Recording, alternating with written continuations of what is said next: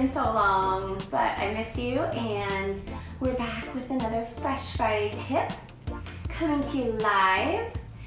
So today I want to talk to you guys about optimal hydration. And what spurred this Fresh Friday was not only is it hotter than Africa outside, so friggin' hot out. I'm in sunny South Florida and it is so hot. But also a friend of mine started carrying around, he's coming to carry around this jug of a gallon of water. So I was like, that might be a little much for you, we have to figure it out. So I wanted to talk about hydration, and I thought it would be helpful because I don't want any of you guys to collapse of dehydration out there. It's just so hot. So one of the things that we need, we don't just need water, we need electrolytes. Sometimes people drink way too much water and they end up with something called HYPONATREMIA, which is low sodium in the blood, and it's because of overhydrating your body.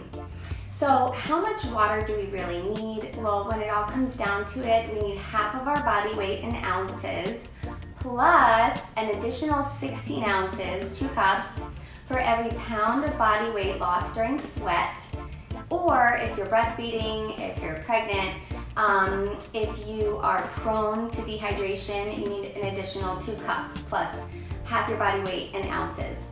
And so basically, to tell if you're hydrated, your urine should be a pale yellow, like a very pale yellow. Talking about urine, I talk about poop and urine, it's normal for me, but it should be like a very light pale yellow, unless you just took a B vitamin or a multivitamin that's gonna make it like fluorescent yellow. So like highlighter yellow. So another thing is people always ask me is, Nicole, what kind of water should I drink? Should I drink bottled water, spring water, blah, blah, blah. So I think the best water to drink is any kind of reverse osmosis water that's been filtered through a carbon-based filter. And you're better off drinking distilled water versus spring water, because spring water has been shown to have a lot of contaminants in it. Multiple contaminants, including heavy metals, which we have to detox out of our body, and we're going to be doing that in September.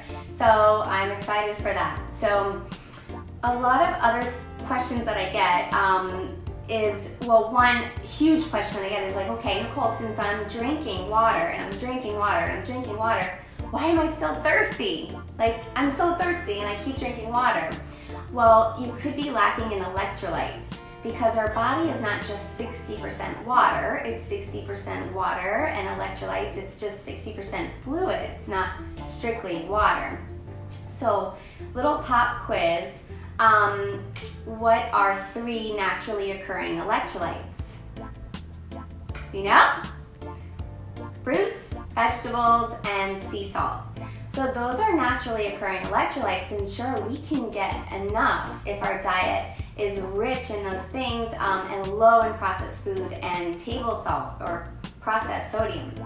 So that is important to keep in mind, because most people don't get the proper amount of fruits and vegetables. I mean, are you eating 9 servings of fruits and vegetables a day? Are you having no processed food? So most of us are not, so that's why it's important to supplement your diet with an electrolyte supplement. Because a lot of people think it's just sodium and potassium that are the electrolytes, but there's actually 6 main electrolytes in our body.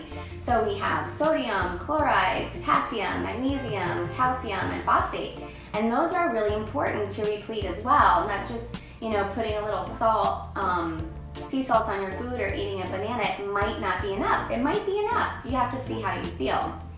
But basically, if you are getting the right amount of electrolytes and the right amount of fluids, you'll feel energetic and you won't feel thirsty despite how much water you're drinking.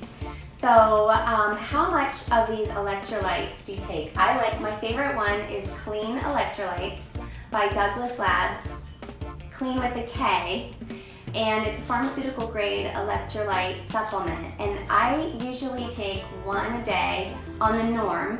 Otherwise, I take 2 a day in the summer months, or if I've had a heavy workout, or if I go take a hot yoga class, I'll take 2, and I feel great.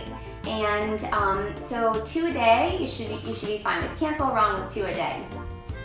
But one of the things you'll notice is, number one, you're not as thirsty. You're definitely not as thirsty. So 80 to 90 ounces, or if it's half your weight, like for example, this is my water bottle, it's 32 ounces. So I know I need like 2.5 of these basically to be hydrated. But without my electrolytes, I'm overly thirsty, and it's like nothing's like thirst quenching enough. And so the second thing you'll notice too with proper electrolytes is that your coordination will be better, your balance will be better. So for all you cute, clumsy people, I'm one of them, don't worry, I'm not making fun of you. I make fun of myself too. You won't be as clumsy, you'll just still be cute. So then you got your electrolytes. It's gonna help athletes. My athletes live on these during the summer, and they can't risk having loss of hand-eye coordination, especially when it comes to game times. Right, guys? So the third and final benefit of being optimally hydrated with the right amount of electrolytes is more energy. And that's something that we all could use, right? So people at risk, again, for dehydration are elderly, children, kids don't seem to drink enough, so we have to be on our kids about drinking enough water, for sure. I mean, my daughter, she drinks a ton of water, my son, not so much. So everybody's different, needs their own little push in the right direction. So elderly, kids, you have breastfeeding. If you're breastfeeding, when I was breastfeeding, I felt like I was like literally like going from a grape to a raisin. I was like, I'm so thirsty, someone get me water. So if you're breastfeeding. Also, if you're new to the ketogenic diet, you might be losing a lot of electrolytes. So that could be another thing that you might be, that's another group that's at high risk. And so, and also if you've been clinically dehydrated like me, so when I was younger, I was put on IVs, I was very clinically dehydrated. So once that happens, your cells really require more electrolytes and water than the norm. You have to be really on it. So that's it, guys. I hope you've enjoyed this Fresh Friday tip on hydration, and that you stay cool out there. And don't forget, subscribe to my channel, tap that bell for notifications. Don't forget, when you live fresh, you nourish the whole you. So have a great day, guys. Talk to you soon. Bye.